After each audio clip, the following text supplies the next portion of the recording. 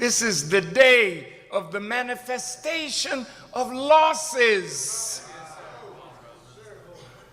We have to pay today for every offense that we do after knowledge has come to us.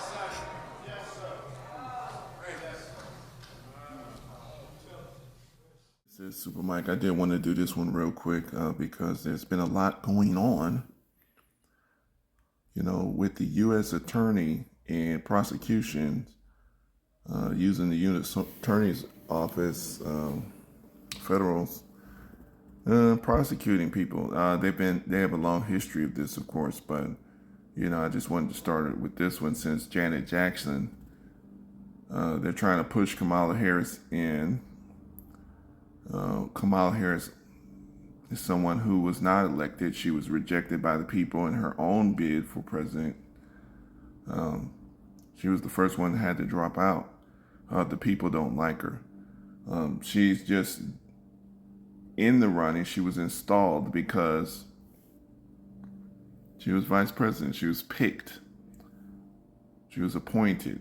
She was not elected, which, raises a lot of red flags. You have Dick Cheney endorsing Kamala Harris. So he's a well-known war hawk, neocon. So there you go. She's going to stand with Israel no matter what.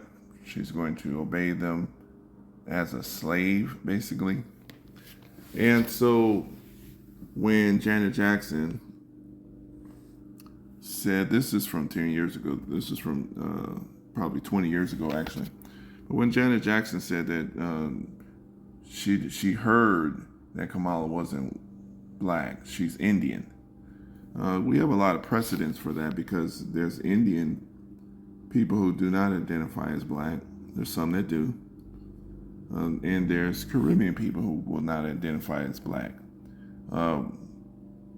Even though genetically they have the right to identify as black because they genetically in lineage, they are original people, but they don't identify as black because they have a mindset that is geared towards helping and supporting the white supremacist system, which is on its way out. So I did want to do this one just so we can, just to put a couple of ideas out into the world. And right here, you see the feds, they were prosecuting Michael Jackson. They were mad at the whole family. And this is right here is interesting here. I'm not going to read this whole thing. I just want to read this part.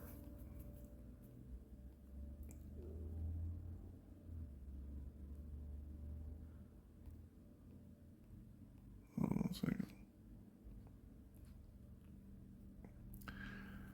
So it's saying how, so basically they're saying that Michael Jackson was first accused of child sex abuse in 1993. Okay. Now this is 10 years later. Gavin Arvizo alleged that Michael Jackson molested him at the Singer's Neverland Ranch when he was 13 years old. Following an investigation into the pop icon music, Michael was formally charged by the feds with child abduction, child molestation, and he was acquitted in 2005. So that was from 1993 to 2005 is 12 years. A 12-year ordeal for just that one charge attorney. Now, keep in mind, Michael Jackson was killed, okay? Remember that. Because they say he just died of a drug overdose, but this was administered by a doctor who was checked out by Michael and by the insurance agency. This was a doctor, a well-renowned doctor, okay, who was fully familiar with all of the procedures. He is the one that administered the death drug, okay, Conrad Murray. And he only did 3 years in jail. Come on. Anyway. So that's that. So, like I said, and now if we look at some of just a quick history of some of the ways that these U.S. attorneys have been used, the feds have been used to crack down and to keep people in check. Now, if we look at Ray Nagin, okay, this is Ray Nagin. He led the people through the New Orleans, through the Hurricane Katrina travesty, the black people, and he noticed that, you know, the black people had to move out, and so he wanted to make sure that he funneled his people back into the city, and so that they can come and repopulate their city, so his city can stay a chocolate city. Right at 2005, which was the hurricane, they started investigating Ray Nagin. So let's look at some of the stuff that they got Ray Nagin on. So Ray Nagin, they said that he was convicted off of basically bribery, and they, you know, these things sound like horrible. But let's look at these amounts. Okay, so this is 2014. This is the United States Attorney's Office, Eastern District of Louisiana. Ray Nagin, 57, yada. Let's look at some of the charges. According to the court documents, January 2005. All right, so basically it's saying that he took bribes. He was convicted on 20 of 21 charges. So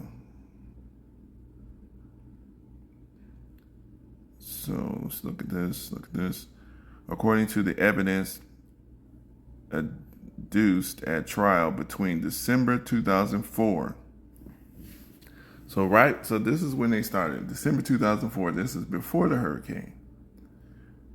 And the present was 2014. Okay, so that's 10 years time. This is how long they take. This is a lot of money that they use to go after these people. Let's look at the money that they're saving the community and stuff. According to the evidence of okay, so basically they're saying that, let's look at this here. So they're saying that he used his role. Evidence produced at trial shows that Ray Nagin, in his role as chief executive, devised a scheme. You gotta look at the definitions of these words on your own.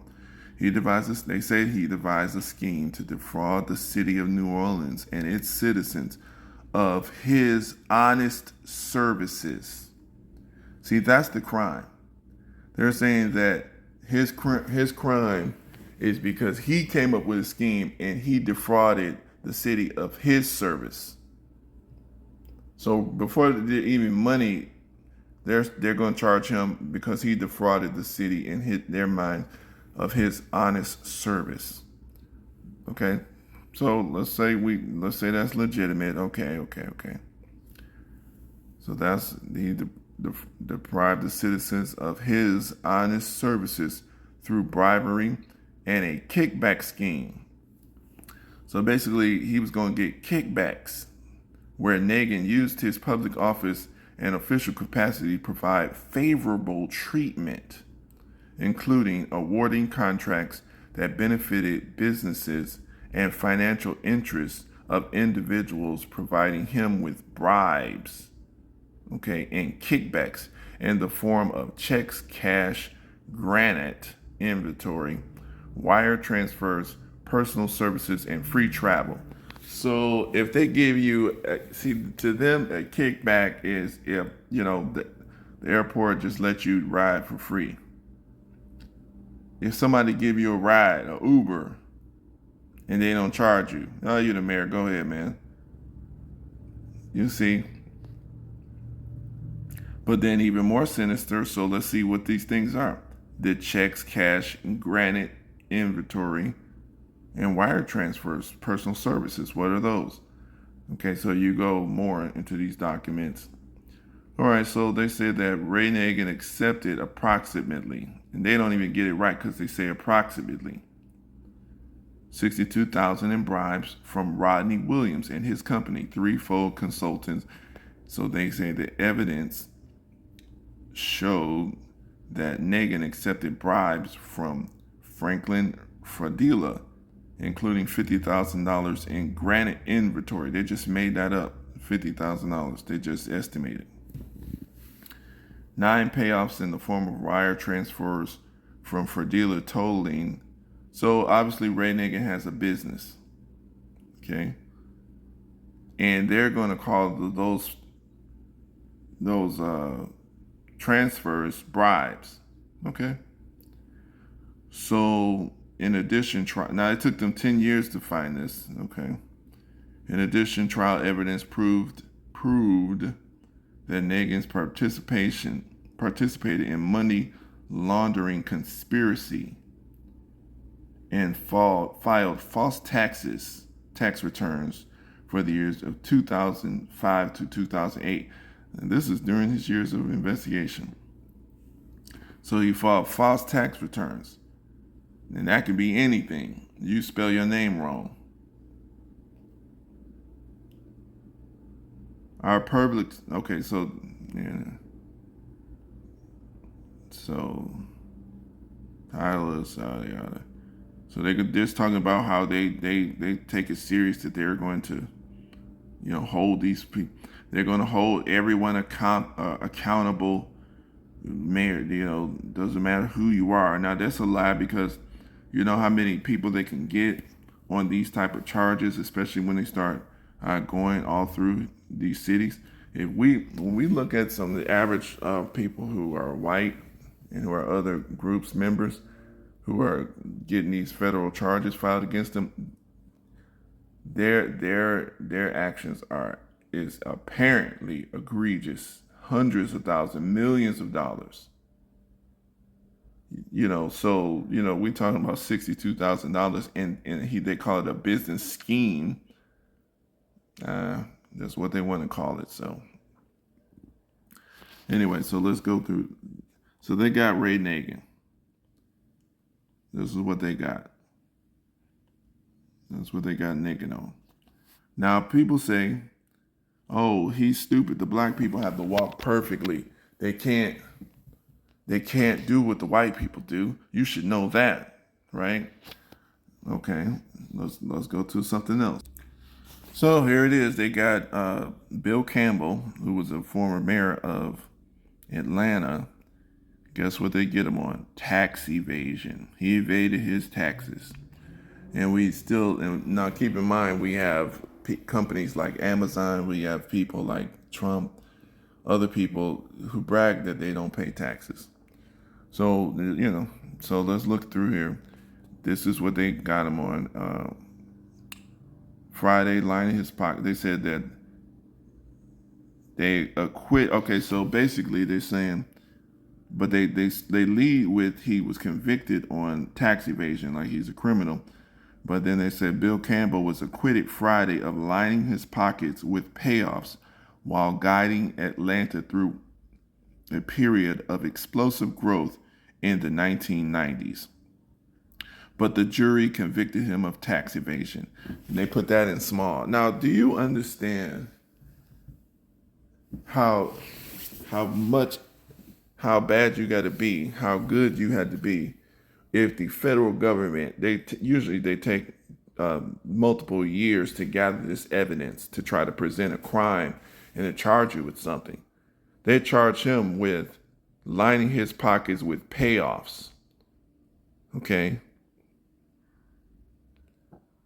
But he was acquitted on that.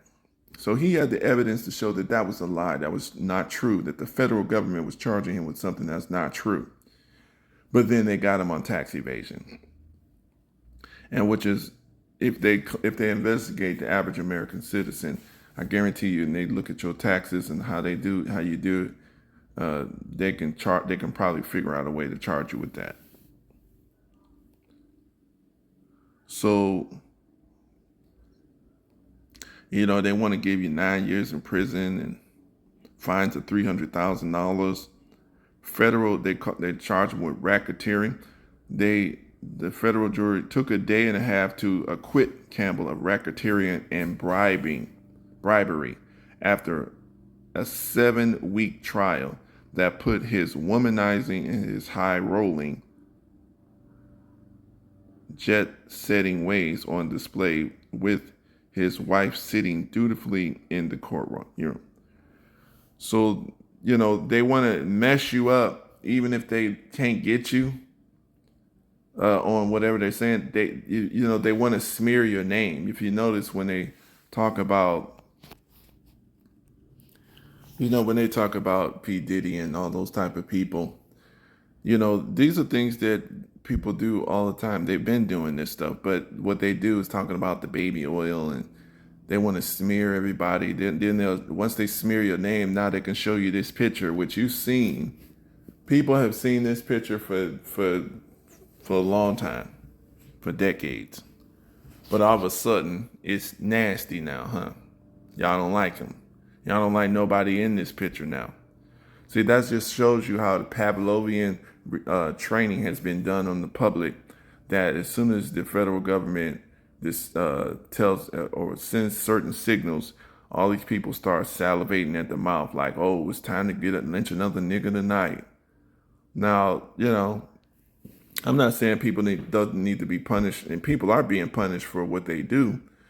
That's wrong. But are we punishing this stuff across the board, regardless of race, creed, and color? And then are you ignoring some laws to prosecute these laws? They prosecuted Marilyn Mosey, who herself is an attorney general. So just so they will prosecute an attorney. But they didn't prosecute Kamala when she was an attorney for wasting $13 million prosecuting an innocent man.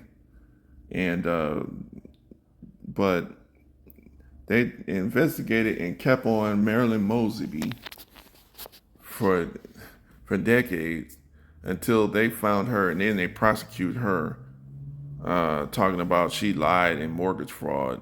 The mortgage fraud is when she borrowed money. She borrowed money from her own retirement fund. This is money that is in her account. This is her money, but it's for retirement. She borrowed money from that, and the way she filled out the application, they didn't like it, and so they called that fraud. It was from her own mortgage money, but they got her on that, and then they said that she lied, so that's perjury. So I'm just showing you guys, this is what they do to the black people. Now, if we tolerate this type of stuff and we keep going along with this mess, how the hell can we expect loyal black leadership? Because as soon as the white man send the signal, they just get destroyed. And we help destroy them. We know Marilyn Mosby she refused to allow those cops to get away with prosecuting and with killing that black man in the back of that police car, which set off a riot in Baltimore. The feds refused to, look at immigration. It says unlawful employment of aliens, criminal penalties. Title 8 U.S.C. Code 1324 A1A makes it unlawful for any person or other entity to hire, recruit, or refer for a fee for employment in the United States an alien knowing, and see, this is how they can probably get out of stuff. The alien is an unauthorized alien as defined in subsection 1324AH3. I'm not going to that, but the point is, if they wanted to, they could do that. It depends on how they define stuff. And any of these employers that's hiring illegal aliens, they would not be able to hire them if the feds wanted to get that stopped. But obviously, they're not. And right now they're going after Eric Adams, but they're also going after the mayor of New Orleans. Same deal. You can't do your job without these people, meticulously going over every little letter in your your financial reports. They're nitpicking at everything and anything to get leverage over you so that they can threaten you with it, and they can get a politician under their control. You know, our people cannot operate like this. You know, there's got to be some type of leeway. These systems are too onerous. You can't lead people and serve the community under those type of conditions where you can't even reward and punish. You know, as a leader, Ray Nagin should have been able to, if someone helps my campaign out and helps the program that I'm putting together out. Oh yeah, I'm gonna give you a favorable, why not? Everybody does that. That's what politics is. It's quid pro quo. That's what politics is. But the federal government is able to make that illegal when they so choose. But they don't do it most of the time. They do it when they so choose. That's got to stop. And so, they're going after P. Diddy with federal indictments. They're going after Eric Adams. You know? And this is just a little clip that shows how, P. Diddy was working with Eric Adams to try to keep, But there you go. They're going to take them both down. Eric Adams, he didn't like the way that the Biden administration was forcing the cities to take in people who are aliens. And so we see him first up on the chopping block. Now, we know that the Chicago mayor and some other mayors, it can be next. And I think they're terrified. I have to do this too because I do want to show this clip of my brother Kwame Kilpatrick. I'm from Detroit, born and raised. I remember when Coleman Young was the mayor, and I just remember that as soon as a black man who was the mayor, who was hell-bent on making sure that the citizens of the city of Detroit were represented, and nothing happened in that city unless it benefited the city, the citizens in the city. First, that man, the Detroit news, the federal government, everybody started divesting out of Detroit. They will move the stores right outside of the city line, so it became famous. They literally colluded all of those cities along the northern borders of Detroit. This is a road called 8 Mile. It's famous now. It's famous literally across the world because Eminem did this song called 8 Mile Road. But the reason why that road became so famous because it was the red line. It's like redlining. They literally, those cities, white people, they colluded to make sure they contained the citizens in the city because they were going to not invest. They don't want to hire. They don't want any taxes, any tax revenue going into the city because Coleman Young did not submit to their demands and let them run the city the way they wanted to run it. Basically, that's basically what they wanted. They wanted control, okay? And he was like, no, you got to benefit my citizens. And so the thing is here, we had, after Coleman Young, it was a mayor called Dennis Archer. He began to sell out to the white people. Now, keep in mind, Coleman Young, the reason why the city was, Detroit was running the show is we had the music, we had all these things. The riots happened. Coleman Young got elected. He was the first black mayor of the city of Detroit. But those riots were because of the bad treatment that black people received. And so the white people ran out of the city. The black people stayed there. And there was Coleman Young, Detroit. He started doing things to benefit the citizens of the city, and the city started to thrive. The white people started to divest their business. Ford Motor Company moved its headquarters. GM moved its headquarters. Chrysler moved its headquarters right outside into the suburbs so that the tax revenue would not go into the city. Coleman Young wanted to build regional transit. They wanted us to sign over our water rights because the city of Detroit owns all the water rights, which is the fresh water. and it that's a source of revenue for our city. And they messed that up. So he would not sell those water rights over, and that was a big contention. The newspapers, Free Press, Detroit News, those white-owned newspapers, I mean, relentlessly negative about Coleman Young, negative. I mean, there was nothing he can do good, decent. No matter how much we in the city were like, well, we can't see how evil this man is because, we got bailed out, we got certain things. Now the city began to get run down. We believed that there was people coming in from outside the city doing burnings, but it was some black people too doing the burning their own city, some of them. But anyway, so the city ran down. They started doing all these national programs about how bad the city looked in the rundown infrastructure. Well, we didn't have the money because all the businesses ran and the tax base went down. So Dennis Archer began to sell out. Some money moved in, but they wanted to get some of these rights to be sold. I remember when Dennis Archer came in, the casinos started to come in. When a lot of the city people did not like the casinos because they said it's actually going to reduce revenue, tax base.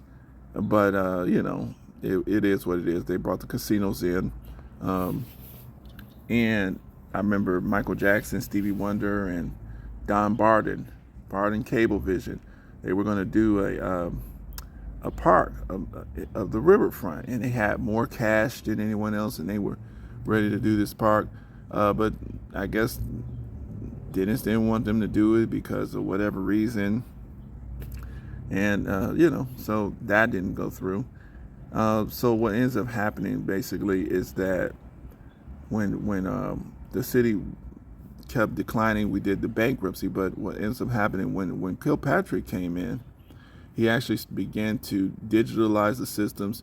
He began to modernize, upgrade our systems as far as the record keeping and all that kind of stuff. He began to spend the money to tear down those old homes. So this is why if you go to Detroit, there's a lot of vacant land, vacant houses and stuff like that. He was a very young mayor. He was 32 years old. He did party, okay? So he made mistakes, okay? So, of course, they're going to get him on that. The people liked him because he was a people's mayor, okay? They liked him because he did help people. He made sure that if you were going to get work, if you were going to contract and get city money contracts, you had to bring your business inside of the city. Now, the federal government would call that a quid pro quo or something. But the thing is also, we are told by Dr. Claude Anderson and others that that politics is quid pro quo. We have to buy our politicians. We need to pay for them. We see that they're lobbying agencies. We see AIPAC just paying and running politicians out of office that don't agree to what they want them to agree to. So black people, we've decided we want to try to do something like that. But if you look at what the federal government is charging the black politicians with, that's against the law, quid pro quo. You see, they can run your politician out of the, as soon as your politician starts to behave like loyal to you and, your money and all that kind of thing, their proper campaign donations, they can say, hey, that's favorable treatment and run you out of office and say that you were stealing. So they said that when Connie Kilpatrick became mayor of Detroit, he said he shamelessly used his position to steal from the citizens he had vowed to serve. Lie. See, keep in mind, this is J. Edgar Hoover's stuff. So when we looking at the federal government, this is the feds. This is J. Edgar Hoover, and they had just destroyed all the black agencies, all the black organizations that were there to help us out to develop us. So we're going to listen to them. We got to start being more sophisticated. So here you go.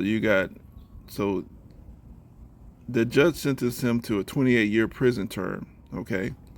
They call it a racketeering conspiracy, including extortion, bribery, fraud. Okay. Now, 32 others have also been convicted of crimes. Okay. Kilpatrick's contractor friend, Bobby Ferguson, received 21-year jail term, which is insane. He was a contractor. He had the ability to do the work, but the feds don't like that. You can't. See, where black people are concerned, you cannot make your friend, just because they're your friend, you cannot help them get a contract. Why? I don't see what's wrong with that, because we know that that's what happens on a routine basis on the other side of the coin. Okay, we know these for a fact. Some of us are right in the room when these things are happening. Okay, and all these small cities, from small towns to big cities, this is what they do. This is what these people do. Okay, they make sure that their friends get in those spots. They make sure that their family gets hired in those spots. Okay, so and as long as you can do the work and you're competent to make the job get done correctly. So look, Kilpatrick and Ferguson established a pay-to-play system that made breaking the law standard operating procedure. Extorted city vendors, rigged bids, and took bribes. He used funds. Okay, this is I'm not going to read their slander. I want to see the charges. And the reason why I don't believe it is because, number one, I lived in the city at that time. I seen the changes. I remember when he began to produce a surplus for the city, which would have been in debt and had to do bankruptcy before under Archer. So this is the reason why I don't believe this stuff. But of course, if you're someone who, and I remember when the city of Detroit had to loan the state of Michigan money, which the state of Michigan never paid that money back, but nobody got prosecuted from the state. Okay. 840,000 in unexplained expenditures. This is what they're saying. All right, so fed up with corruption during 6 years. Okay. So let me see here. Now, what happened is that they tricked him. They put him on court. He was cheating on his wife. They got him on the stand to testify for something else. And then they asked him that question about the text messages. Nobody really in the city, nobody accused him of mismanaging money and making sure that the city, because before the previous complaint from the mayors were the city is out of money, we're broke, we don't have this, we can't do this. But during Kwame's term, we had money. The city had money. The citizens began to make money. Okay, the black people in the city who lived in the city began to make money. I remember that. I just remember that. Buses was running. He was focusing on trying to get the schools together. I remember that. There was no gigantic schools closures like we have now with the white mayor or with people that's supposed to be upstanding. So I just wanted to put that out there because we will listen to a statement from the brother Kwame Kilpatrick. Most of the times, if you listen to the people who lived in the city at that time who don't like Kilpatrick, most of the times, they're white people. Of course, there's some black people. No politician is going to get all love from everybody. And I'm not saying that he did not make mistakes in his, his moral judgment. But, he was not some evil dude that these people are trying to make him out to be. He just wasn't. This is the reason why all these years, he's maintained a significant level of respect and support within the black community. It's just like Marion Barry. So we have to start just trusting and be very skeptical of these kind of FBI people. We got to remember this same organization that intentionally, we know this, COINTELPRO, destroyed our organization. So that's all we should need to know. So check this out. That the feds are at it. Good morning, family. I see that the feds are at it again.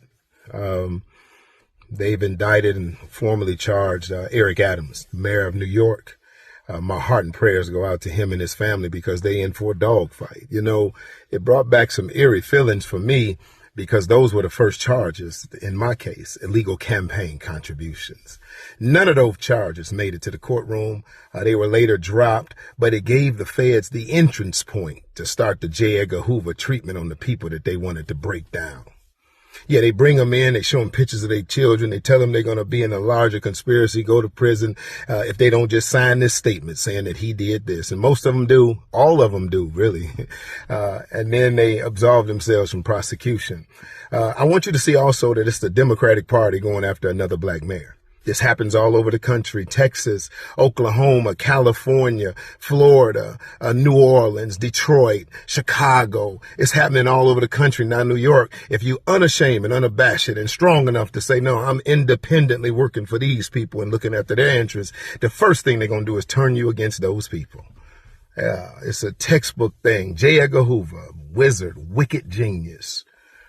Listen, if black lives really matter, they better start mattering to black people, because we the worst haters of ourselves than anybody. It's time for you to get mad at your real enemy. So I just wanted to put that in there. I'm putting together this little table here. But just finishing off this video, I want y'all to listen to Minister Farrakhan. But I like that point that our brother made. He said it's time for us to get mad at our real enemy. Okay? A lot of times we talk to people, we can show them, hey, this is targeting unfair practices. Why are we tolerating this stuff? And the people are so angry at the individual that's being offered up to them, they don't care. So, you know, true enough, Puffy has some sins. All they got to do is highlight his sins, and you don't care about what this real enemy does. You know, it's an extreme manipulation when you know that they're conning you and you just don't care. You just want that person hurt, destroyed. Just like the R. Kelly thing. You know, R. Kelly needed help, prison time. He don't. Okay, put him in jail, but make sure this man gets some help. This man suffered trauma, and the people he was with suffered trauma. He's not the mastermind of that. You know, punishment doesn't solve the problem. This is the reason why this white society, it continuously creates more criminals. They literally have an industry that survives off of criminals. Why are you surviving off of criminal behavior? You shouldn't want to have nothing that survives that way. That means you need to keep creating criminals. So, you know, and I'm not saying that Puffy and Eric Adams and Kwame Kilpatrick and all of these black leadership people are Jesus, but we need to understand that this is an ancient technique, and the minister is going to explain this too. So we're going to end off with this. He's going to explain, but this is an ancient technique on how to manipulate people. They can like someone 1 second. These are the same people that voted for you. As soon as the federal government says no, now they hate you and they want to persecute you and lynch you, crucify you. So how does this happen? It can happen whether you're walking perfect. Michael Jackson was totally innocent. People still did the same thing at him, laughed at him. People are talking about, oh, Jay-Z's next. 50 Cent's next. You know, the mayor, I keep forgetting this man's name. I'll put it on there. You know, the mayor of Williams or whatever his name is. He's the mayor of Chicago right now. I'll put his face up. But anyway, we just salivate at the mouth to for the opportunity to help the white man destroy another black person who tried to lead us. Okay, do we actually think these people are perfect? If you meticulously go through everybody's stuff, you're going to find something. And even sometimes they don't find nothing, they still destroy them, just like they did Michael Jackson. So, listen to the minister. Peace out. Because I know Jesus very well.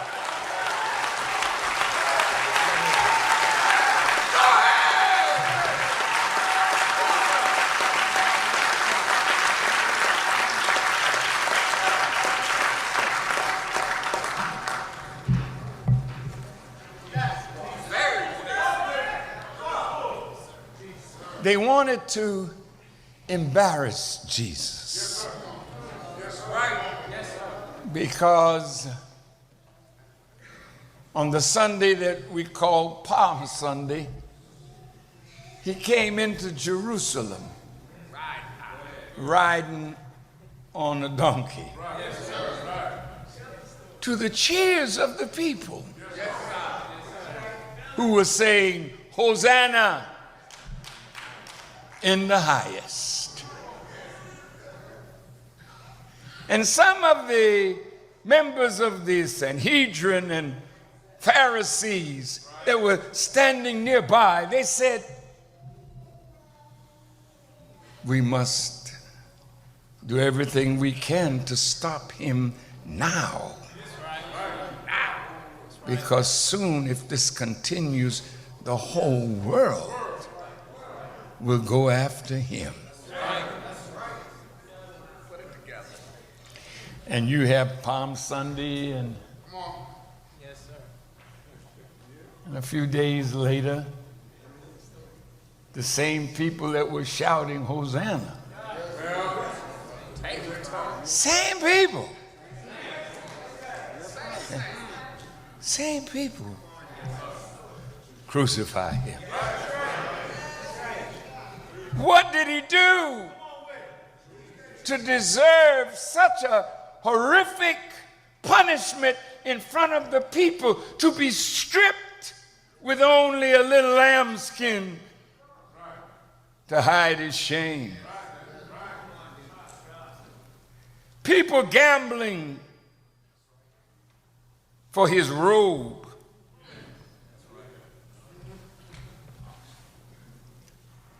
And while he was there, hanging in front of the people that he once gave strength to,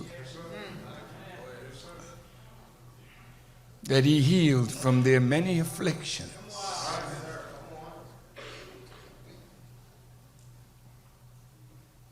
his own disciples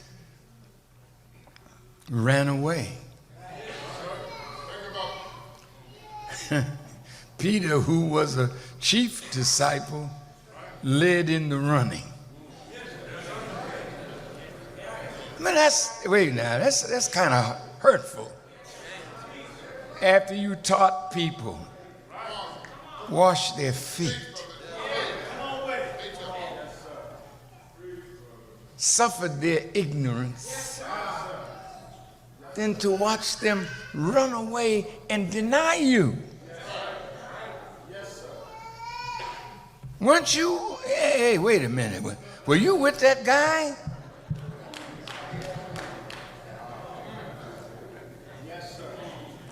In that day, it was Jesus. Were you with him? Peter, I don't even know the man. See, usually when government authorities arrest you and say all manner of evil against you, look at the people who run away from you.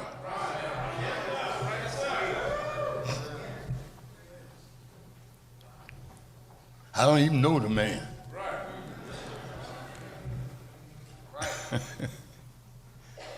I wonder how many of you are like that.